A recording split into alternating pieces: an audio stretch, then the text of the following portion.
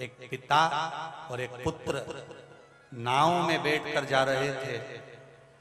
चलते चलते हवा का रुख बदल गया, पानी में समुद्र में रास्ता भूल गए, नाव टापू पर लग गई।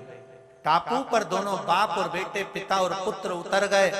उतरने के बाद दोनों पिता और पुत्र ने विचार करा, पिताजी यहाँ तो कुछ भी नहीं है और रास्ता अलग भूल गए हैं, पानी में जाएंगे कैसे? इतना विशाल समुद्र है, पार कहाँ से होंगे? कोई छोर नजर नहीं आ रहा, पिताजी क्या करें? पिताजी बोले अब टापू पर ही रहते हैं। दोनों टापू पर उतर गए। उतरते से बेटा कहने लगा, पिताजी अब तो अंतिम समय आ गया ऐसा लगता है। पिताजी ने कहा, पुत्र बिल्कुल सत्य है बेटा, बिल्कुल सही है, मरने का समय आ गया, मृत्यु का समय आ गया, अब आगे हमारा कोई भी नहीं है, मरना यहीं पर है। तो एक काम क्यों ना करें? दोनों बाप बेटे अलग अलग टापू पे बैठ जाते हैं, भगवान का भजन करते हैं, शिव जी का स्मरण करते हैं, भगवान की भक्ति करते हैं। भगवान की भक्ति करेंगे, मर जाएंगे भजन करते करते। दोनों ने अलग अलग टापू पर बैठकर ईश्वर को याद करना प्रारंभ करा, भजन करना प्रारंभ करा। जपते जपते भजन करते करते करते करते करते करते एक दिन बेटे ने भगवान से कहा, भगवान आज 12 दिन हो गए,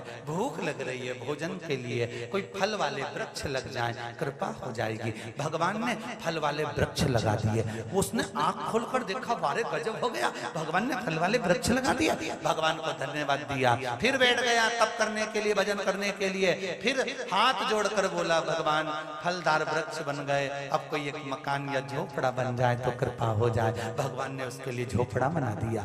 फिर तप करने बैठ गया आग बंद कर कर। फिर बोला, भगवान अब तो ऐसा हो जाए कि किसी कन्या से मेरी शादी हो जाए। भगवान ने कृपा कर दी, एक लड़की मिल गई, उससे शादी भी हो गई।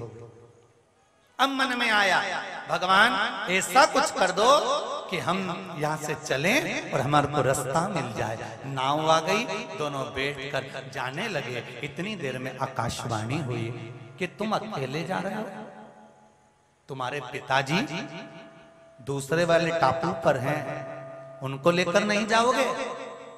पुत्र बोला, मैं भी भजन कर रहा था, मेरा पिता भी भजन कर रहा था, मैं भी ईश्वर को मना रहा था, वो भी ईश्वर को मना रहे थे, मैं भी शंकर का भजन कर रहा था, वो भी शंकर का भजन कर रहे थे। उनकी भक्ति में इतना बल नहीं होगा, इसलिए ना उनको खाने को मिला ना रहने को मिला। मेरी भक्ति का बल बड़ा था, इसलिए फलदार वृक्ष मिले, पत्नी मिली, नाव मिली और रास्ता मिल रहा है। तो उनको पड़े रहने दो, उनको ले जाने से कौन सा फायदा है? अरे भगवान ने आकाशवाणी कर कर कहा, तुमने भगवान से सब मांगा, तुम्हारे पिता ने क्या मांगा मालूम है तुमको? क्या मांगा मेरे पिताजी ने? तुम्हारे पिताजी ने एक ही चीज मांगी थी, मेरा बेटा जो जो मांगे भोलेनाथ उसको देते चले जाना। मेरा बेटा जो जो मांगे भोलेनाथ उसको देते चले जाना। इसको कहते हैं पिता जो अपने लिए कुछ नहीं मांगता,